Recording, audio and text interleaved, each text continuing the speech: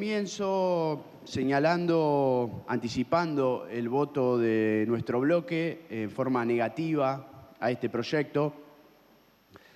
No lo hacemos desde un debate desde lo particular, no hemos entrado en la discusión específica que tiene este proyecto. Sí, y lo adelanto para no olvidarme, que nosotros vamos a votar sí en particular el artículo 73 en relación a la paridad de género, que tiene un voto distinto y que mi compañera Martínez va a argumentar el voto.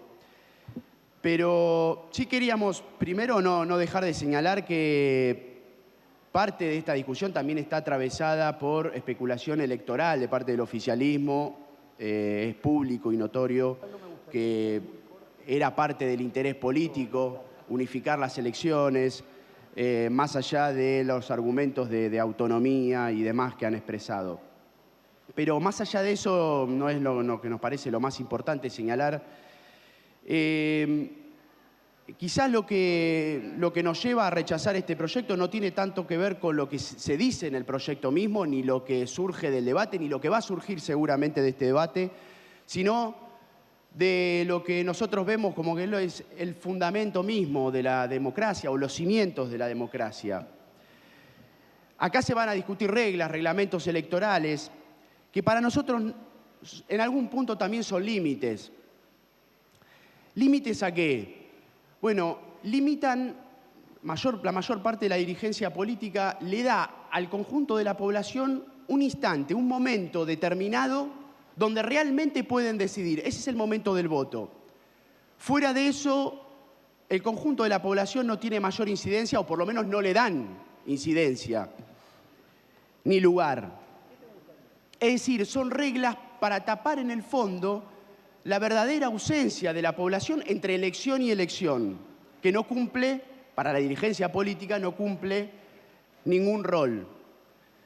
Por supuesto, no es lo que se va a discutir acá, no es lo que van a discutir. Digo, la mayor parte de la dirigencia política no quiere discutir los fundamentos de la democracia, no quiere discutir qué significa democracia, qué significa gobierno del pueblo, qué significa tener poder real, que los pueblos decidan, que los pueblos elijan, pero que también los pueblos puedan sacar a los funcionarios que no cumplen, que existan esos mecanismos. Porque para nosotros también es parte de la democracia y del poder del pueblo, elegir, pero también sacar. Y eso hace a las condiciones de vida de la población. Que la población no pueda incidir entre elección y elección, hace a las condiciones de vida del conjunto, de la gran mayoría. Alfonsín tenía una frase, ¿no? Él decía que con la democracia se come, se cura y se educa. La historia mostró la falsedad de esa frase, porque con esta democracia no se come, no se cura ni se educa. Por lo menos hay muchos y muchas que no se educan, que no comen y que no se curan. Entonces se están discutiendo acá un reglamento electoral, precisamente para esta democracia, para una democracia en donde no todos comen, no todos se educan, no todos se curan. Por eso es que para nosotros es muy importante empezar a hablar de los fundamentos mismos de la democracia, porque desde ese marco es que nosotros evaluamos este código electoral. Por eso muchas frases, muchos argumentos, muchos artículos nos resultan completamente vacíos. En los considerandos se habla de igualdad, de transparencia, de equidad, de autonomía, de participación ciudadana. Yo quiero dar algunos ejemplos, pero no quería dejar de partir de ese marco. Se habla de debate obligatorio. Nosotros podríamos preguntarnos, ¿para qué un debate obligatorio? No estamos en contra, en principio, desde ya. ¿Para qué sirven las campañas electorales? Si en la mayoría de los casos no se dice lo que se va a hacer y se oculta lo que después se va a hacer. Me remito, por solamente dar un ejemplo, a la campaña electoral, la última, del presidente Macri. Macri hablaba de pobreza cero en campaña electoral. ¿Sí? En los debates que acá se promueven, en los debates hablaba de pobreza cero. Claro, después, cuando son gobierno, tienen todos sus equipos de comunicación, de marketing, para darle argumento a los funcionarios que justifiquen por qué no cumplen lo que prometieron en campaña. Entonces, después nos enteramos, después de que pasó la campaña y los debates, nos enteramos que pobreza cero significaba, no era pobreza cero, era disminuir la pobreza. Entonces, si bajaba el 0,0001%, estaban cumpliendo la promesa de campaña de pobreza cero. Por supuesto, es un insulto a la inteligencia de la mayoría de la población, del conjunto de la población, y ni siquiera eso pueden cumplir. Hablaban de, en campaña electoral, expandir la economía, no de ajustar. A todas luces lo que están llevando adelante es un ajuste. Después lo argumentan de que es un ajuste para después crecer, pero es un ajuste al fin y al cabo. Hablaban de crear trabajo y que iban a cuidar el trabajo que ya existía. Por supuesto, después vienen los miles y miles de despedidos y despedidas, y el argumento es porque había ñoquis, porque los puso el kirchnerismo. Más allá de que nosotros no convalidamos ese argumento, no es lo que decían en campaña. Campaña no es que decían, nosotros no están garantizados los trabajos, vamos a hacer un control, vamos a hacer una auditoría, es decir, mienten en campaña. Hablaba de que los trabajadores no iban a pagar impuestos a las ganancias, hablaban de que no iba a haber tarifazos, hasta mintieron con el fútbol para todos. Ya, digamos, en el marco de todas estas mentiras es algo muy superficial, pero era parte de la campaña electoral del oficialismo. Por supuesto, no se mencionaba el Fondo Monetario Internacional. El expresidente Menem lo resumió de una manera brutal como todo aquel que no tiene ningún escrúpulo, diciendo que si yo decía en campaña lo que iba a hacer, nadie nos iba a votar.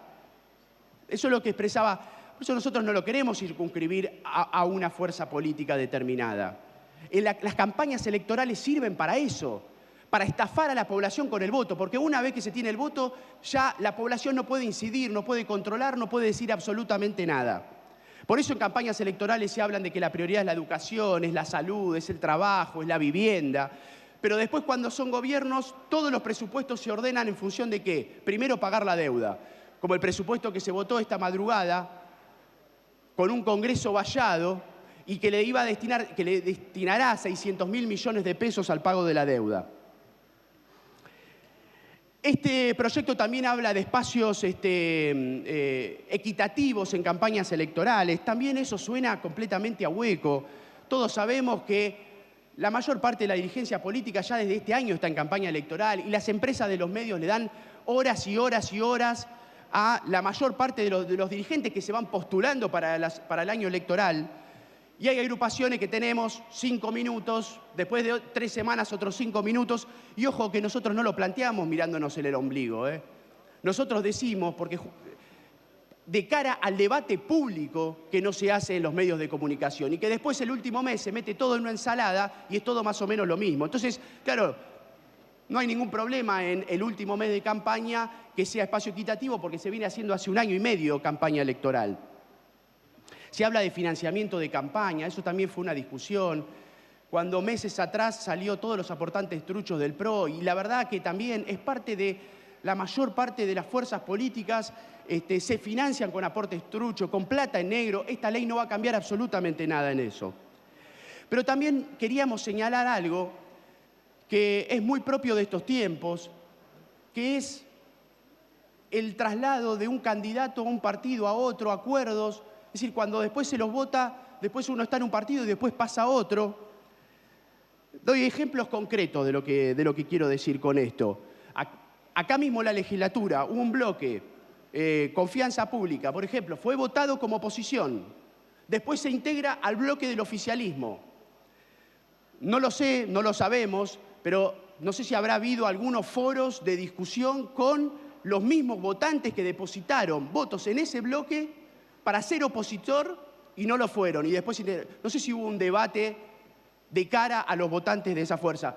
Lo mismo podemos decir de Lustó, de Evolución, que están integrándose, lo votaron para ser opositor. Conozco gente que decía, lo votamos porque queremos frenar a Macri y ahora están discutiendo. ¿Pero con quién están discutiendo? ¿Con los votantes de ese bloque? Y ojo, nosotros estamos dando un ejemplo para ser concreto, pero no es una discusión con algún bloque en particular. Es lo que pasa cotidianamente con la dirigencia política. Quizás hay una figura emblemática como el diputado Felipe Solá, que pasó por todos los partidos políticos. Menemismo, Macri, kirchnerismo, ahora Frente Renovador, ahora se pasa. Es propio de la dirigencia política, de la mayor parte de la dirigencia política, y eso tiene un costo muy grande. Por eso la crisis de representación, por eso cada vez la población deposita menos expectativa en la dirigencia política, porque saben que una vez que emitieron el voto ya está. Eso no es gratuito. Y entonces después vienen las normas, este tipo de reglamentos que inventan, primarias, balotaje. ¿Por qué es eso? Para tener, por ejemplo, hoy un presidente que originalmente fue votado con el 20 y pico % de los votos en las primarias. Después se suman los de otros candidatos y después es el balotaje. Es decir, son 2 nada más. Entonces se vota al menos malo. Se vota para sacar a otra fuerza. Pero originalmente los que votaron al actual presidente fue un 20% de los votos. Por eso están todos estos reglamentos, porque cada vez la población tiene menos expectativa. Es la democracia del menos malo, que por supuesto no es solamente de acá, es global. La crisis de representación es global. Por eso nosotros nos interesa más en esta discusión señalar lo que el proyecto no dice que lo que el proyecto sí dice. Por eso nos interesa remarcar los fundamentos mismos de la democracia. Por eso nosotros seguimos planteando que votamos en contra de este proyecto, pero que peleamos por mecanismos de democracia directa para que la población pueda decidir.